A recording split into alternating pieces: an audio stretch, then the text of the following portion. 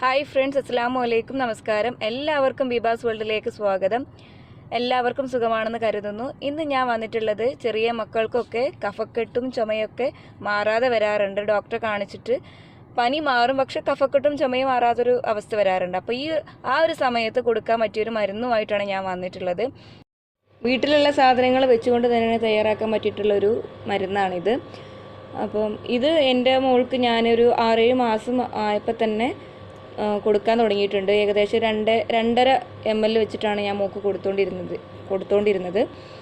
ഇപ്പം എൻ്റെ മോൾക്ക് ഇപ്പോൾ 2.5 വയസ്സാവാറായിട്ടുണ്ട്. ഈ ഒരു സമയം ഞാനിപ്പോൾ അവൾക്ക് കൊടുക്കുന്നത് 5 ml 5.5 ml ഒക്കെ വീതം 4 നേരം അല്ലെങ്കിൽ 3 നേരമൊക്കെ ആയിട്ടാണ് കൊടുക്കാറുള്ളത്. ഇനിയിപ്പോൾ കൂടുതലാണ് അവൾക്ക് ചുമയെന്നുണ്ടെങ്കിൽ ഞാനൊരു 4 നേരമായിട്ടാണ് കൊടുക്കുക.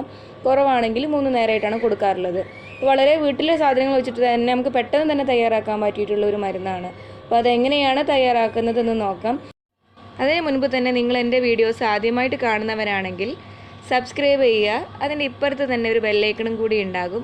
അതുകൂടി പ്രസ് ചെയ്യുകയാണെങ്കിൽ എൻ്റെ പുതിയ വീഡിയോസ് നിങ്ങൾക്ക് നോട്ടിഫിക്കേഷനായിട്ട് വരുന്നതാണ്. ഇനി നമുക്ക് മെയിൻ പരിപാടിയിലേക്ക് കിടക്കാം. ആദ്യമായി തന്നെ നമുക്ക് വേണ്ടിയ തുളസി കൃഷ്ണ തുളസിയാണ്.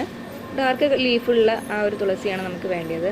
അപ്പം എൻ്റെ മോളിതാ ഈ ഒരു പൂവൊന്നും ഇട്ട് കഴിഞ്ഞാൽ ആ മരുന്ന് കുടിക്കില്ല. അപ്പോൾ അത് കാരണം ഞാൻ ഇത് ഒഴിവാക്കുകയാണ്. അപ്പോൾ നിങ്ങൾ മക്കൾക്ക് കൊടുത്ത് നോക്കുക. അപ്പോൾ അതെങ്ങനെയാണ്, അവർക്കത് ടേസ്റ്റ് ഇഷ്ടപ്പെടുന്നുണ്ടെങ്കിൽ ഈ ഒരു പൂവ് കളയേണ്ട ആവശ്യമൊന്നുമില്ല. ഓക്കെ, അപ്പോൾ അതൊക്കെ നമുക്കൊന്ന് കട്ട് ചെയ്ത് ഒഴിവാക്കാം. ഇത് ഞാൻ മോൾക്ക് നാട്ടിൽ നിന്ന് കൊടുത്തുകൊണ്ടിരുന്നതാണ്. ഇവിടെ വന്ന സമയത്ത് ഇവിടെ കൃഷ്ണതുളസി ഒന്നും കിട്ടില്ലല്ലോ. അപ്പോൾ ഞാൻ ഹസ്ബൻഡും കൂടിയും പോയിട്ട് പുറത്തുനിന്ന് വാങ്ങിക്കൊണ്ടുവന്നതാണ്. എന്നിട്ട് ഇവിടെ നട്ടുപിടിപ്പിച്ചതാണ് ഇപ്പോൾ നിങ്ങൾ കണ്ടിട്ടുള്ളത്. അപ്പോൾ അവിടെ നിന്നാണ് ഞാൻ എടുത്ത് കൊണ്ടുവന്നത്. ഇവിടെ ഒക്കെ ഉണ്ടാവും, ഒന്ന് കെയർ ചെയ്താൽ മതി എന്നുള്ളൂ. കൃഷ്ണതുളസി നന്നായിട്ടൊന്ന് കെയർ ചെയ്ത് കഴിഞ്ഞാൽ നമുക്ക് വീട്ടുമുറ്റത്ത് തന്നെ ഉണ്ടാക്കാൻ പറ്റും. ഇതിപ്പോൾ ഞാനൊരു കൈപ്പിടിയാണ് എടുത്തിട്ടുള്ളത് കൃഷ്ണതുളസി, നിങ്ങൾ കണ്ടിട്ടുണ്ടാകും. അപ്പം നമുക്കിതിൻ്റെ ഈ ഒരു പൂവൊക്കെ ഒന്ന് ഒഴിവാക്കിയതിന് ശേഷം നന്നായിട്ടൊന്ന് വെള്ളം ഒഴിച്ചിട്ട് ക്ലീൻ ചെയ്യാം. വീട്ടുമുറ്റത്തായതുകൊണ്ട് നമ്മൾ അധികം ഒന്നും ക്ലീൻ ചെയ്യേണ്ട ആവശ്യമൊന്നും വരില്ല. ഞാനിപ്പോൾ 2 ടൈംസ് കഴുകി എടുക്കുന്നുണ്ട്. അത് കഴുകിയതിന് ശേഷം നമുക്ക് എന്തിലാണോ നിങ്ങൾ ചതച്ചെടുക്കാൻ ഉദ്ദേശിക്കുന്നത് അതിലേക്ക് ഇട്ട് കൊടുക്കുക തുളസിൻ്റെ ഈ ലീഫ്. ഇനി അടുത്തതായിട്ട് നമുക്ക് വേണ്ടത് ചെറിയുള്ളിയാണ്. ഇപ്പോൾ 2 ചെറിയുള്ളിയാണ് ഞാൻ എടുക്കുന്നത്. അത് നമുക്ക് ചെറുതായിട്ടൊന്ന് സ്ലൈസ് ചെയ്തതിന് ശേഷം ഇതിലേക്ക് ഇട്ട് കൊടുക്കാം.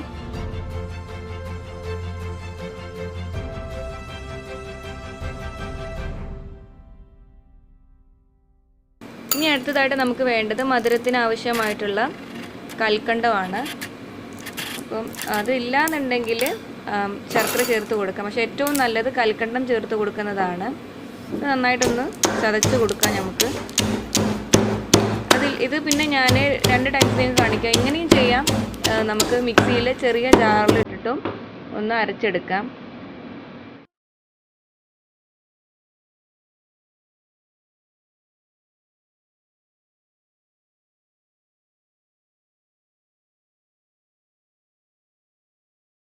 ഏകദേശം ചതഞ്ഞ് വന്നിട്ടുണ്ട്. ഇനി നമുക്ക് ഒന്ന് പിഴിഞ്ഞെടുക്കാം വെള്ളം. ഇതിൻ്റെ നീര് നമുക്ക് പിഴിഞ്ഞെടുക്കാം.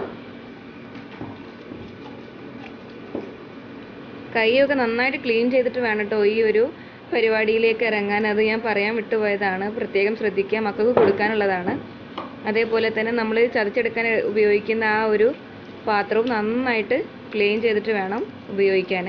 അപ്പോൾ ഞാനിതാ പിഴിഞ്ഞെടുക്കുന്നുണ്ട്. കണ്ടില്ലേ അതിൻ്റെ നീര്. ചില ആളുകൾക്ക് ഇതൊക്കെ ചതച്ചെടുക്കാൻ ഒരു ബുദ്ധിമുട്ട് കാണും. അപ്പോൾ അവർ മിക്സിയുടെ ചെറിയ ജാറ് യൂസ് ചെയ്തിട്ട് ഇങ്ങനെ ഇതേപോലെ ഒന്ന് അരച്ചെടുത്താൽ മതി. അതിലേക്ക് എക്സ്ട്രാ വെള്ളമൊന്നും ആഡ് ചെയ്യരുത്. നമുക്ക് ഒറിജിനൽ തുളസിൻ്റെയും ചെറിയ ഉള്ളിയുടെ ഒക്കെ നീരാണ് ആവശ്യമുള്ളത്. എന്നിട്ട് അരിപ്പ ഒന്ന് അരിച്ചെടുത്താലും മതി. അപ്പോൾ അതും കൂടെ ഞാൻ ഇതിൽ കാണിക്കുന്നില്ല, എല്ലാവർക്കും അറിയാവുന്നതാണല്ലോ. മാക്സിമം നന്നായിട്ട് പിഴിഞ്ഞെടുക്കുക അതിൻ്റെ നീര്. ഞാനിപ്പോൾ ഇത് അരിപ്പ അരിച്ചെടുക്കുന്നുണ്ട്. ഇതിൽ വല്ല ലീവ്സ് ഒക്കെ ഉണ്ടെങ്കിൽ അതൊക്കെ ഒന്ന് കുടിക്കുന്ന സമയത്ത് നമുക്ക് ബുദ്ധിമുട്ടാണെന്ന് വിചാരിച്ചിട്ട്. ഞാനിപ്പോൾ ഈ ഒരു പാത്രത്തിലേക്ക് മാറ്റിയിട്ടുണ്ട്. ഇനി നമുക്കിത് എത്ര ml ആണ് കിട്ടിയത് എന്ന് നോക്കാം. ഇതിപ്പോൾ ഞാൻ എൻ്റെ മോൾക്ക് കുറേ ആയിട്ട് കൊടുത്തുകൊണ്ടിരിക്കുന്നതാണ്. അവൾക്ക് നല്ല മാറ്റം ഉണ്ടാവാറുണ്ട്. നമ്മൾ അലോപ്പതി മരുന്ന് ഒരുപാട് അങ്ങോട്ട് മക്കൾക്ക് കൊടുക്കാതിരിക്കുന്നതാണല്ലോ നല്ലത്. പനിയൊക്കെ വന്നു കഴിഞ്ഞാൽ പിന്നെ അവള് തീരെ ഉണ്ടായിരുന്ന ആ തടിയും കൂടെ അങ്ങോട്ട് പോവാറാണ് പതിവ്. അപ്പം എനിക്കിത് ആദ്യം അറിയില്ലായിരുന്നു. എന്നെപ്പോലെ ഒരുപാട് പേരും ഉണ്ടായിരിക്കും. അപ്പം നിങ്ങൾക്ക് ഈ വീഡിയോ ഉപകാരപ്രദമായിട്ട് തോന്നുന്നുണ്ടെങ്കിൽ മറ്റുള്ളവരിലേക്ക്, അറിയാത്തവർ ഒരുപാട് പേരുണ്ടാവും, അവരിലേക്ക് ഷെയർ ചെയ്ത് കൊടുക്കുക. എനിക്ക് മൊത്തത്തിൽ കിട്ടിയത് 20 ml പുറത്തുണ്ട്. അപ്പോൾ എനിക്കൊരു ദിവസം 4 നേരം വെച്ചിട്ട് 5 ml വീതം മോൾക്ക് കൊടുക്കാവുന്നതാണ് ഭക്ഷണശേഷം. അഥവാ നിങ്ങൾക്ക് ഇതിൽ കൂടുതൽ കിട്ടുകയാണെന്നുണ്ടെങ്കിൽ ഫ്രിഡ്ജിൽ വെച്ചിട്ട് പിറ്റേ ദിവസം ഉപയോഗിക്കാൻ പറ്റും. പക്ഷേ ഉപയോഗിക്കുന്നതിൻ്റെ ഒരു 5-10 മിനിറ്റ് മുൻപ് വെക്കുക.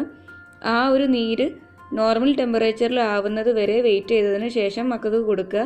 അതേ തണുപ്പിൽ കൊടുക്കാതിരിക്കാൻ നോക്കണം കേട്ടോ. പക്ഷെ ഞാനൊരിക്കലും ഫ്രിഡ്ജിൽ വെച്ചിട്ട് കൊടുക്കാൻ പറയുന്നില്ല. ഏറ്റവും നല്ലത് ആ ഒരു ദിവസത്തേക്ക് മാത്രം ഉണ്ടാക്കിയിട്ട് മക്കൾക്ക് കൊടുക്കുന്നതാണ് ഏറ്റവും ഉചിതം. ഇതിപ്പോൾ ഞാൻ ഇന്നലെ വാങ്ങിയിട്ടുള്ള ജ്യൂസിൻ്റെ ബോട്ടിലാണ്. കഴുകി വൃത്തിയാക്കിയിട്ട് ഇപ്പോൾ ഇതിലാണ് കൊടുക്കുന്നത്. അപ്പോൾ ഈ ബോട്ടിൽ കണ്ടാൽ ആൾ കുടിച്ചോളും ജ്യൂസാന്ന് വിചാരിച്ചിട്ട്.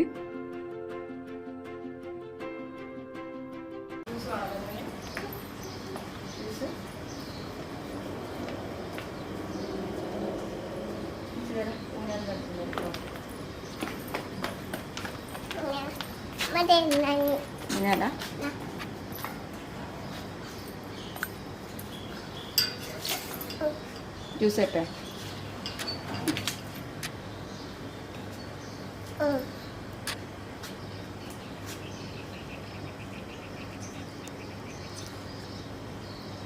ടേസ്റ്റ് ഉണ്ടോ? നല്ല ടേസ്റ്റ് ഉണ്ട്. ജ്യൂസ് കുടിക്കേ.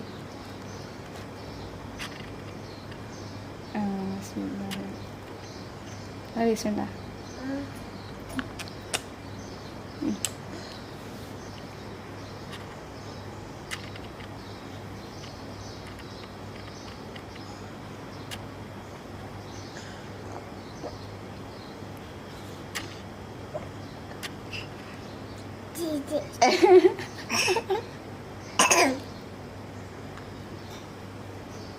കുറച്ചുകൂടി ഉള്ളു കേട്ടാ.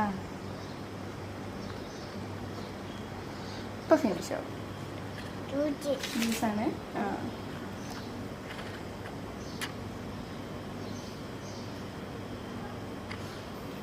ഫിനിഷായി.